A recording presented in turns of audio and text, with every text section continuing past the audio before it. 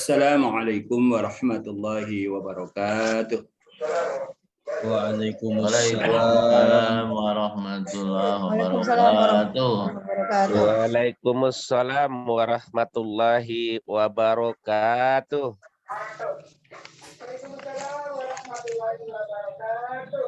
Waalaikumsalam warahmatullahi wabarakatuh. Iya. Alhamdulillah.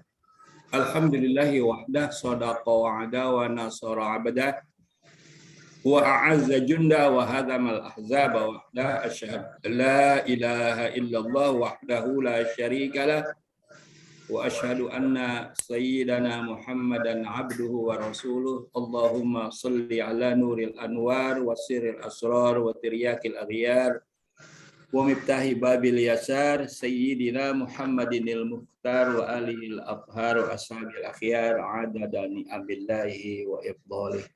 Amma ba'd. A'udzu billahi minasyaitonir rajim. Bismillahirrahmanirrahim. Ara'aita alladzi yukazzibu bid-din fadzalika alladzi yad'u'ul yatim wa la yahuddu 'ala ta'amil miskin fawailul lil musallin alladzina hum 'an salatihim sahun alladzina hum yura'una wa yamna'unal ma'un. Para jamaah Talim Angkas 56 baik yang melalui radio maupun yang melalui Zoom, kita senantiasa berharap dan berdoa pada Allah Subhanahu wa taala agar Allah senantiasa melimpahkan taufik dan hidayahnya, memberikan nikmat sehat walafiat, panjang umur dalam rangka taat Allah Subhanahu wa taala, serta Allah berikan kemudahan rezeki kita untuk beribadah yang halal. Amin ya rabbal alamin. Amin.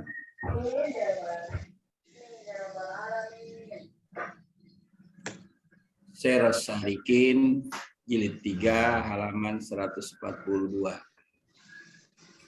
Faslun fi bayani ilajil kismisani min hadal babi wa huwa riya'u. Itu bacanya. Faslun fi bayani ilajil kismisani min hadal babi wa huwa riya'u. Artinya ini satu pasal pada menyatakan mengobati bagian yang kedua daripada bab ini, yaitu satu maksiat daripada beberapa maksiat batin yang 10 yang tersebut dahulu itu. Jadi pasal ini tentang obat riya. Riya itu adalah bagian dari penyakit hati. Jadi hati kita punya penyakit, ada 10 penyakit hati kita. Di antaranya riya, ada takabur, ada sum'ah, ada ujub, macam-macam. Nah, yang sekarang kita ingin bahas, ingin kita kaji lebih dalam tentang riya. Apa itu riya? Bukan riya nama orang. Ada yang namanya riya kan? Banyak. Ibu riya. Bukan, tapi riya dalam arti penyakit yang ada di dalam hati. Dalam hati. Semua orang bisa saja dia punya penyakit riya kalau dia tidak tahu. Oleh karenanya kita mesti tahu tanda-tandanya hingga kita bisa segera mengobatinya. Jangan sampai penyakit riya itu tumbuh berkembang di dalam hati kita hingga kita melupakan bahwa kita itu sudah kronis penyakitnya. Kata Imam Ghazali, "I'lam, ketahuilah olehmu, annar riya'a haramun, sahibuhu mamqutun 'indallahi ta'ala." I'lam annar riya'a haramun, sahibuhu mamqutun 'indallahi ta'ala. Ketahui olehmu bahwasanya riya itu haram. Riya itu suatu perbuatan haram Dan orang yang mempunyai penyakit riya itu kena murka Allah Subhanahu wa ta'ala. Apa itu riya?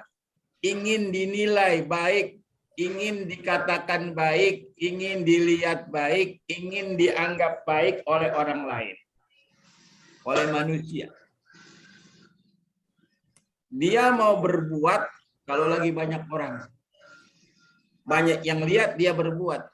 Tapi kalau dia nggak ada orang, dia nggak mau berbuat. Itu riya. Di antara riya begitu tanda-tandanya. Kalau banyak orang semangat, tapi kalau nggak ada orang, hilang. Kalau lagi jalan-jalan bersama orang yang sholat, sholat dia. Tapi kalau dia lagi sendirian, nggak sholat. Jadi sholat yang dilakukan riya. Jadi riya itu adalah perasaan hati. Riya itu adalah perasaan. Jadi hati kita merasa, oh saya yang paling ganteng nih. Saya yang paling cantik nih di sini. Saya yang paling kaya nih di sini. Saya yang paling pandai, yang paling pinter nih di sini. Itu perasaan yang begitu nggak bagus. Itu adalah bagian dari penyakit hati. Jadi segera kita buang dan kita obati. Manusia ini fa'alhamaha fujuraha wa taqwaha. Setelah manusia diciptakan, perkembangan dari bayi menjadi balita, menjadi anak-anak, mulai dia berumur 4-5 tahun, dia sudah diberi pengetahuan oleh Allah mana yang baik dan mana yang buruk. Mana orang tuanya dan mana yang bukan orang tuanya. Mana yang saudaranya dan mana yang bukan orang atau saudara. Jadi mulai tahu dia mana yang menjadi miliknya dan mana yang bukan menjadi miliknya. Disitulah tugas orang tua mengarahkan anak yang baru berusia 5, 6, 7 tahun dan seterusnya untuk bisa menempatkan diri mana yang baik dan mana yang buruk. Jadi di dalam diri manusia semua, kita manusia ada 2 sifat baik dan buruk. Sifat baik berkembang, ada sabar, kemudian ada ikhlas dan seterusnya. Itu sifat sabar, sifat baik. Sifat buruk ada takabur, ada riya, ada serakah, ada dengki, iri hati dan seterusnya. Itu juga akan berkembang. Jadi agama Islam datang yang dibawa oleh Rasulullah dengan Al-Quran dan hadisnya untuk dapat memberikan penjelasan kepada umat manusia agar bisa membedakan mana yang baik dan mana yang buruk.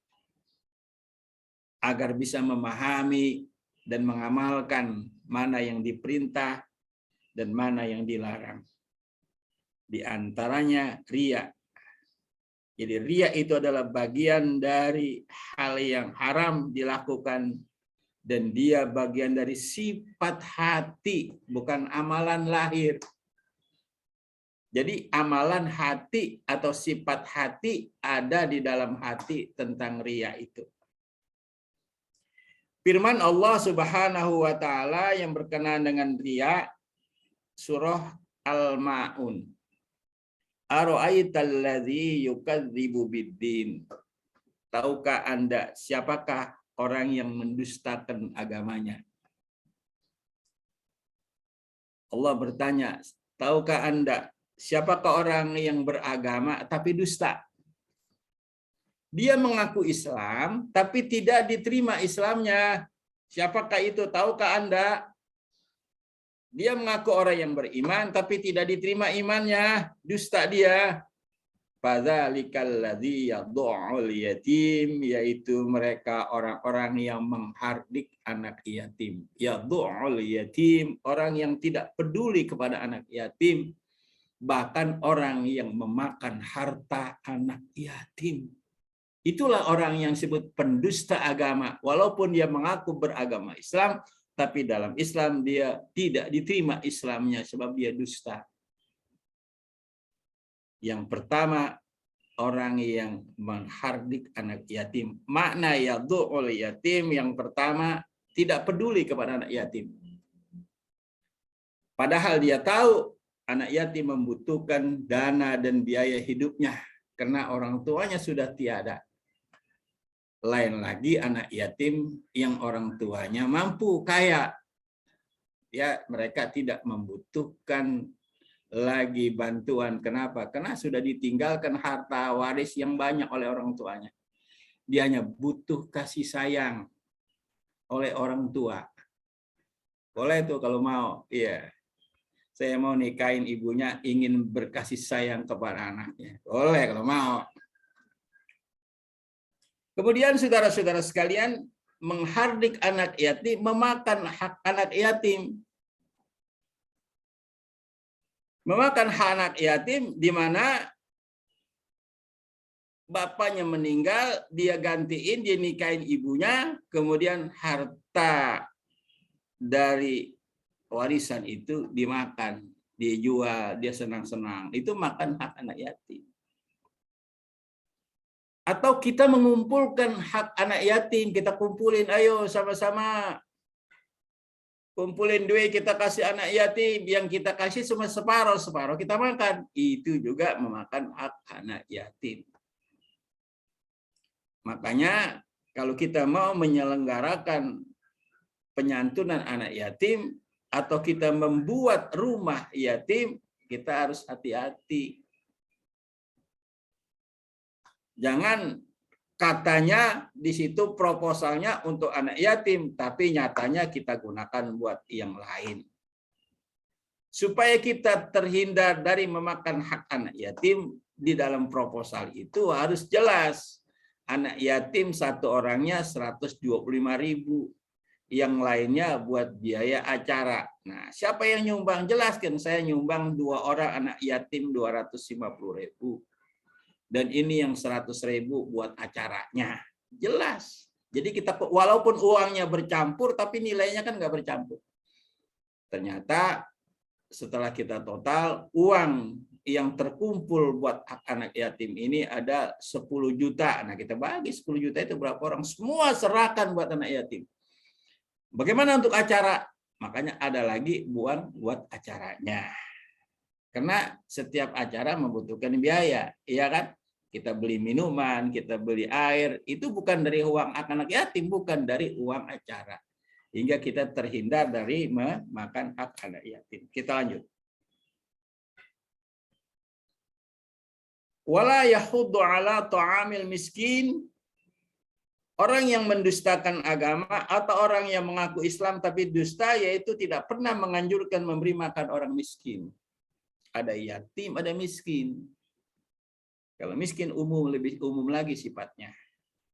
Jadi dia nggak mau pernah memberikan makan, nggak peduli tetangganya kekurangan, apalagi tetangganya, saudaranya juga, ya nggak peduli dia, biarin aja masing-masing. Salah sendiri, kenapa dia malas, kenapa dia nggak mau bekerja? Itulah satu yang tidak baik. Yang kedua, orang yang mendustakan agama, tidak menerima ajaran agama, yaitu orang yang tidak peduli kepada orang miskin. Yang ketiga, fawailul lil musallin, celakalah orang yang sudah melakukan sholat. Padahal mestinya kalau sudah sholat baik. Kenapa? Orang yang sholat tapi cilaka, allazina hum an sholatihim sahun, yaitu mereka yang sholatnya suka lalai. Sholat asar sudah 5:30. Sholat zuhur sudah 2:30, hampir jam 3. Sholat maghrib udah hampir jam 6:30. Atau hampir mau isya. Sholat subuh udah jam 6. Sholat juga tapi lalai sahun. Ayo kita lihat diri kita masing-masing. Jam berapa masing-masing kita melakukan sholat. Kalau kita sholat di rumah, apa kita sholat berjamaah? Kalau kita sholat berjamaah di masjid, di musola, pasti awal waktu. Nah, ini yang suka sholat di rumah, hati-hati. Kalau Anda tidak mampu sholat ke masjid karena ya, karena nggak bisa jalan, karena ini, karena itu umpamanya, karena itu kalau sih, tapi tetap sholat di awal waktu agar kita tidak termasuk orang yang mendustakan agama. Kemudian selanjutnya